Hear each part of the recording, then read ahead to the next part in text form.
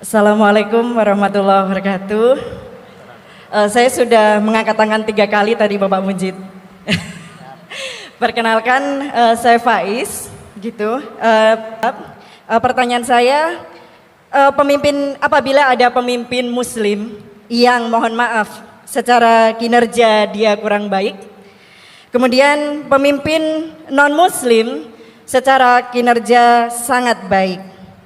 Ini sebagai kami orang Islam memilih yang Muslim atau yang non Muslim untuk menjadi kepala daerah misalnya. Atau bagaimana jika pemimpinnya perempuan? Meskipun saat ini sudah ada Prof. Ova di sini, juga Bu Mega begitu. Kemudian termasuk ketika kami di UGM ada rekrutmen dosen baru, kira-kira mana yang bisa kami pilih apabila nilainya berdekatan begitu? Ya, silahkan Gus Bah untuk menanggapi. Muda-muda dulu. Oke, nanti Pak Kores mentahu. Yang terakhir tadi yang pertanyaan pemimpin Muslim dan non Muslim. Memang ini wilayah sensitif, tapi sebetulnya bisa dianalisis secara fikih. Ya saya ulang lagi, bisa dianalisis secara fikih Nusantara, fikih kebangsaan. Jangan dianalisis pakai fikih yang internal dalam Islam. Saya ulang lagi, jangan dianalisis menurut fikih yang di internal Islam.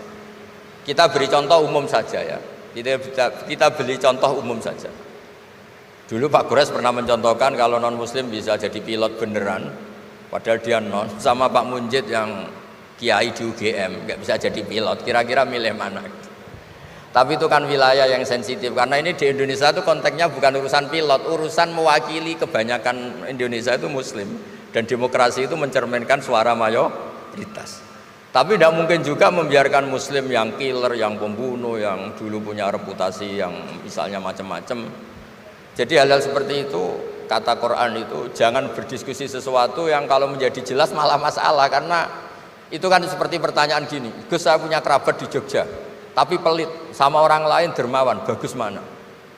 Kita kan nggak mungkin menganjurkan mutus hubungan keluarga, tapi tidak mungkin juga suruh ikut orang pelit.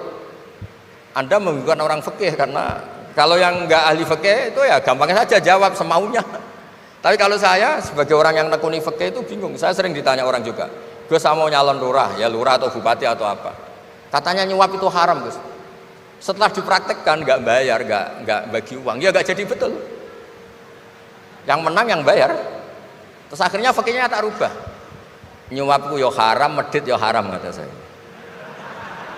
Dimodifikasi sedikit, akhirnya alhamdulillah Gus bar sodakoh gitu. Ya menang akhirnya berkahnya sodakoh.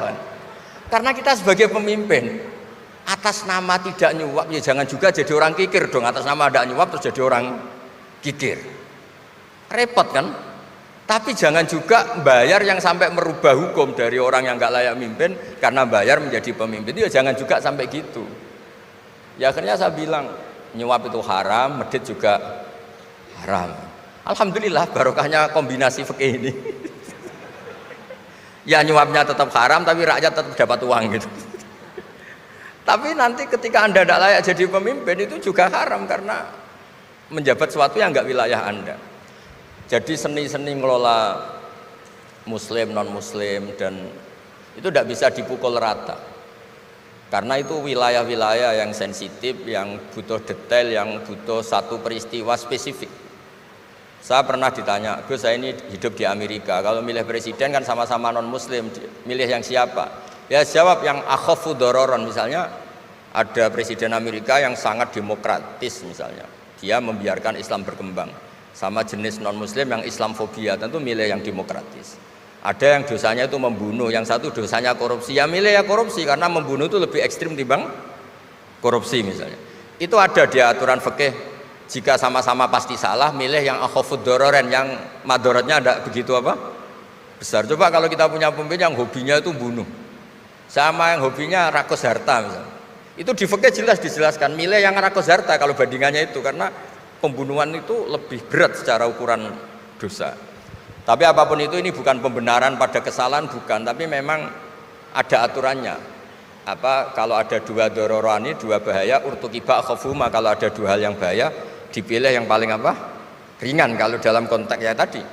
Kalau kita membiarkan pemimpin yang nggak benar, dipimpin orang nggak benar, tapi kalau memaksakan chaos misalnya, ya milih yang nggak chaos, itu kan ada aturannya di fikih, karena Nabi menghindari al-harad itu chaos, pembunuhan massal itu nggak boleh, dan mayu addi ila dzalik juga nggak boleh, yang bisa potensi begitu juga nggak boleh. Jadi saya mohon di antara aturannya Quran itu la tasalu an asya in tubdalakum tasukum, kamu jangan diskusi sesuatu yang kalau diperjelas malah kamu yang malu.